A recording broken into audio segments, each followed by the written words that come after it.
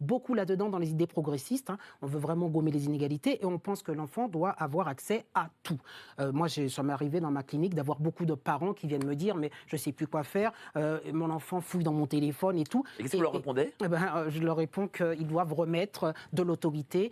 Je suis bien sûr, vous le savez, absolument contre cette éducation positive où en permanence on ne dit pas non à l'enfant, même si aujourd'hui certains disent ouais, on peut dire non, mais on négocie avec lui. Non, c'est non négociable. C'est mon téléphone, tu ne rentres pas dans ma chambre. Et on a énormément ces difficultés-là aujourd'hui avec l'enfant et on considère que l'enfant doit accéder à tout.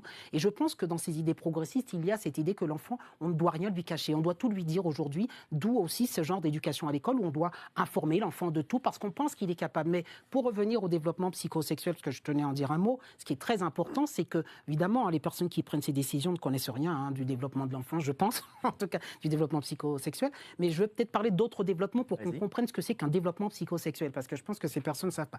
Mais vous savez que dans les différents domaines de développement, il y en a une bonne dizaine. Vous avez le développement, je dirais, psychomoteur, le développement du langage, le développement de la socialisation. Comment aujourd'hui on arrive à voir qu'un enfant est en avance ou en retard ou selon certains âges? Par exemple, vous savez qu'à 1 an, un enfant dit son premier mot. Ça, c'est le développement du langage. Moi qui suis psychologue spécialisé notamment envers l'enfance et l'autisme et tout ça, quand un enfant ne dit pas son premier mot à 1 an et qu'il le dit à 2 ou 3 ans, je sais qu'il a du retard et qu'il y a peut-être un tableau clinique plus sévère qu'il faut explorer, peut-être de l'autisme, etc. Donc c'est alertant.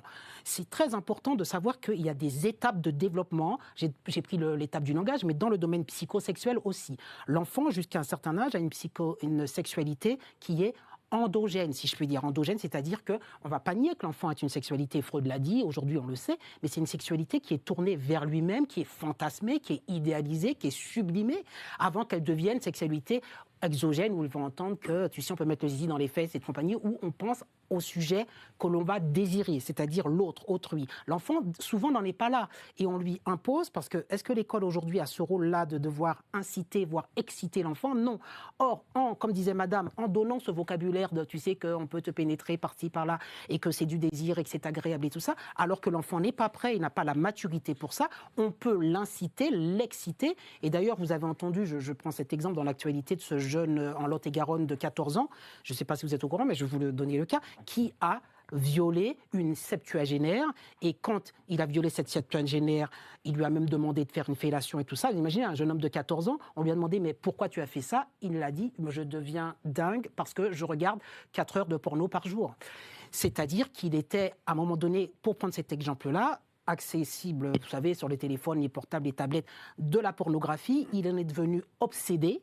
Et il a fini par commettre dans la réalité des actes sexuels sur une dame de 70 ans. Ce qui est très important de se dire, c'est quoi? C'est que ce jeune-là, il n'est pas câblé pour gérer toute cette sexualité.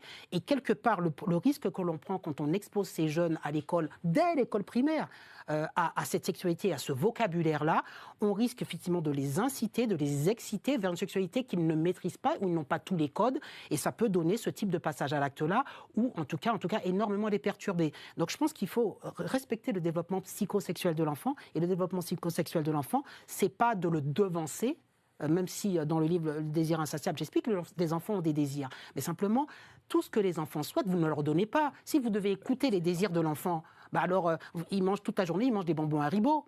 À un moment donné, c'est pour ça que je suis contre l'éducation positive, d'expliquer qu'à un moment donné, moi je suis pour un retour de l'autorité. Vous savez, moi je repense aux années bien avant, enfin une autre d'après-guerre, si je puis dire, mais bien entre 45 et 70-80, l'enfant finalement, les parents étaient réticents à faire cette éducation sexuelle.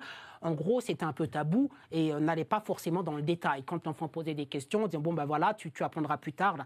Cet enfant-là comprenait par lui-même que les enfants n'essaient pas dans les choux, mais justement, ça permettait à l'enfant d'aller à son rythme pour justement faire cette éducation sexuelle. Le parent était plutôt réticent. Aujourd'hui, par ces idées, je pense, progressistes, on devance le désir de l'enfant. C'est-à-dire qu'on fait son éducation sexuelle alors qu'il n'a pas forcément demandé. Donc, vous voyez, on est passé, comme d'habitude, d'un extrême à l'autre. C'est pour ça que je fais ce pont avec le wokisme, on interdit, on censure, on a une autorité, on informe les enfants le plus tardivement possible parce qu'on estime que c'est une sexualité de grand et on ne considérait pas la sexualité des enfants légale que celle des adultes. Et aujourd'hui, on veut mettre la sexualité de l'enfant au même niveau que celui de l'adulte. Et on est passé de cet extrême-là, comme vous le savez, d'avant-guerre ou après-guerre, où on n'était finalement pas dans une communication très grande avec l'enfant, à l'extrême aujourd'hui où on est dans une communication où il faut tout dire, où il faut considérer que l'enfant est l'égal de l'adulte, même du point de vue sexuel. Or, comme l'a bien dit madame, l'enfant n'est pas bien sûr l'égal de l'adulte d'un point de vue sexuel, il a une immaturité. Merci à vous, cher Jean-Luc Le Robert. Marc Daoud.